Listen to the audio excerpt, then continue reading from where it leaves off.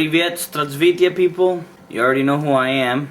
Sorry I haven't been making videos of games. There's actually a few reasons for that, and the reasons are the NBA Finals. I'm a huge Laker fan, so I was watching those. And then the FIFA World Cup's going on as well, so I've been watching those. And the second was I was put in a request to YouTube to see if I become a partner to help, advertise me a little bit more.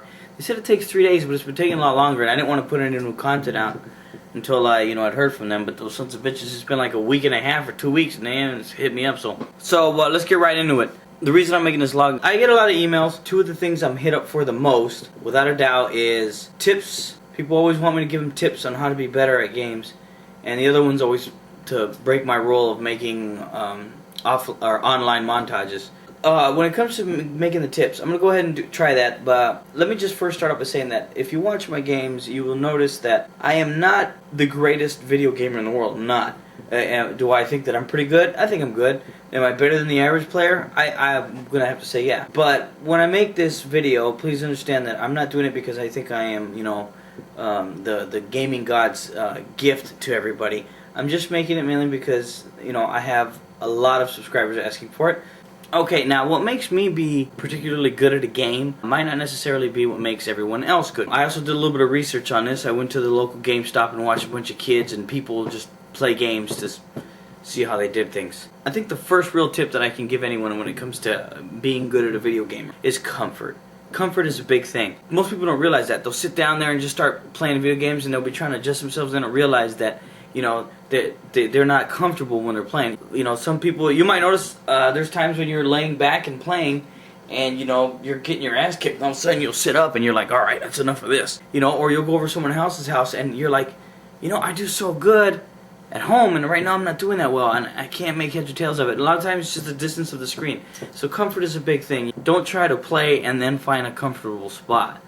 It might not turn out for you. You might end up getting angry while you're trying to get comfortable because you're getting your ass kicked and you end up rage quitting. Comfort leads into the second point, is attitude. Try not to play angry. The majority of gamers, in my opinion, don't play better when they're angry. But try to keep a cool head. If you're not having fun, you're probably going to be miserable when you're playing. If you're miserable, you're not focusing. It's no different than your job or school or whatever it is. If you're not keeping your eye on the prize and focusing on what you have to do, you're probably not going to do well. And it never hurts to have a Pepsi within arm's reach. Endorsement! I'm going to get into the controller. I know a lot of people think controller. I'm going to cut to that now. Now before anyone freaks out, yeah, I know I got band-aids on my hands. And it's not from, malicious masturbating. Dropped a 239-pound bar at work on it, but I'm fine. Moving on. So here's your standard PlayStation 3 controller. Most controllers are about the same these days. You got your face buttons, your D-pad, and your analogs, and your shoulder buttons. Even the Xbox controller is about the same. We're not going to argue about controllers. It's not what this is about. Now, the standard way most people play is, they got their analogs here, and then you got your buttons up here. Now, for the majority of people, and I noticed a lot when I went to the GameStop and watched people play, when they're playing, they're going about their game and hitting their buttons while they're playing, hitting their D-pad and doing it as they go. But there's a lot of games that require you to use your analogs and let's say run one way and like hit a button, and make yourself run faster. Now, a lot of people have taught themselves to use other fingers for this, and that is a key thing. People should learn to, if you haven't learned how to do it already, to use other fingers to hit these buttons. Your thumb doesn't necessarily have to be the one that does it. For instance, on Red Dead Redemption, when you have to run fast, sprint, you have to hit X as you're running. When I'm going, I'm moving in the direction I have to go, and I'm flailing away on the X like this. And that's actually how I play. I don't really use my thumb to hit these buttons unless I don't need an analog. It's very rare. I pretty much play like this, and if I have to hit two buttons, I'll be going like this, and I'll use my middle finger for the R1 and R2. And there's times where I will actually play like this as well, where I use my pointer for the analog, and I'm hitting buttons like this. I know it looks weird, but I've been doing it for so long that it's actually second nature to me. That's just the way I play. Multitask with your fingers a lot more when you're playing the games. For some people it's very difficult. They don't have the hand-eye coordination for it. The video games does teach you that. The more you play, the better you'll get at it. And I really highly suggest, if you're not doing it already, learn how to do it. It's very handy. You might notice sometimes you're playing with people if you don't know how to do it, and you're like, God damn it, how can they hit all those buttons? You know, and this is mainly the reason they're doing it, because they know how to do pretty much what I and a lot of people out there do. Alright, again, if you're doing it already, great. If not, for people asking me tips and how I do things, that's how I do a lot of it. So, you know, give it a shot. You might be good at it, you might not. Next, we're going to move on to actual gameplay. I'm using Killzone 2. Another good tip is to have somebody watch you play, and for me, it's almost always Domokin. That's why I am zoomed out a little bit. You can see I have Domo there with me. Okay, one of the big things you can do on a first-person shooter, and it's a mistake a lot of people make, and you'll see it a lot. When you turn a lot of these corners, when you turn the corners, you want to turn in the direction of the fire. I see a lot of people don't do it, and you know, you want to be able to get in there and turn like that. Now, obviously, I did a shitty version of it there because I'm giving you guys a tip. And another thing is to make sure to always keep your reticle level. I notice a lot of people, you see them running around on maps and they got it up here, you know, and they're just sprinting around and the reticle's up here or it's down low. And that's a real big no-no because a lot of times, you know, somebody will pop out from the side or up on top, and, you know, in video games you have fractions of a second to react to a lot of things.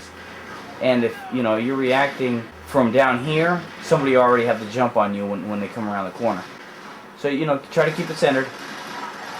As you can see on Killzone 2 here, I got it on pretty hard here, so the guys don't drop right away. And Killzone doesn't have that pussy-ass auto assist, that aim assist that Modern Warfare has, so the gun sways a lot and moves a lot when you're shooting. And another good thing is, remember to use your cover. I mean, a lot of games have really good cover systems now, and people don't use them. You expect a lot from people when they're playing games in typical gameplay. If I'm shooting a guy and I aim and I shoot at him and he ducks around the corner, chances are the guy that I'm shooting at is going to see me and go, oh shit, and just kind of wait for me to come around the corner. 9 times out of 10, that's what people do. You'll notice in a lot of my videos, I'll pop the corner, shoot at somebody, and I see them duck, and I'll just stop shooting and run over there and, you know, and just start shooting at them. You want to try to do things that people don't expect. Somebody's shooting at you, you run. As soon as you turn the corner, don't keep running, turn around and start shooting. 9 times out of 10, and I know I keep using that expression, the dude will come running around the corner because he thinks he's chasing you. Remember, action is faster than reaction. Try to always know what you want to do.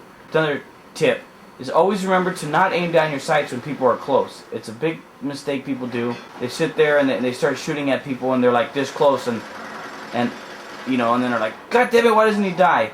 Remember that when you come around a corner, you see somebody and they're that close, just stop aiming down the sights. Let go of it and just spray them. And the last tip I want to go over is remember to bursts. Burst fire is a huge tactic that most people ignore. Don't just lay on your fire button. It makes you very inaccurate, and games that don't have a whole lot of aim assist, it's just going to make you miss more. Why do you think the M16 was such a great weapon in the Modern Warfare games?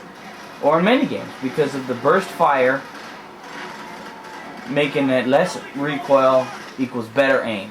Better aim means more frags for you. Woo! Oh, fuck, I forgot how hard this game was.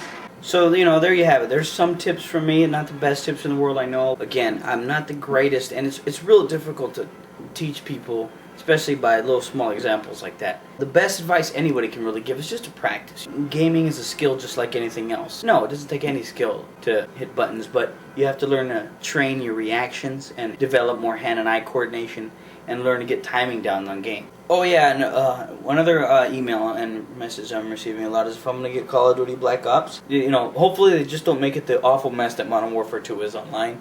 I'm definitely going to get it though. So there you have it, people. Have fun, keep on gaming, win, lose, or tie. Team Z till I die.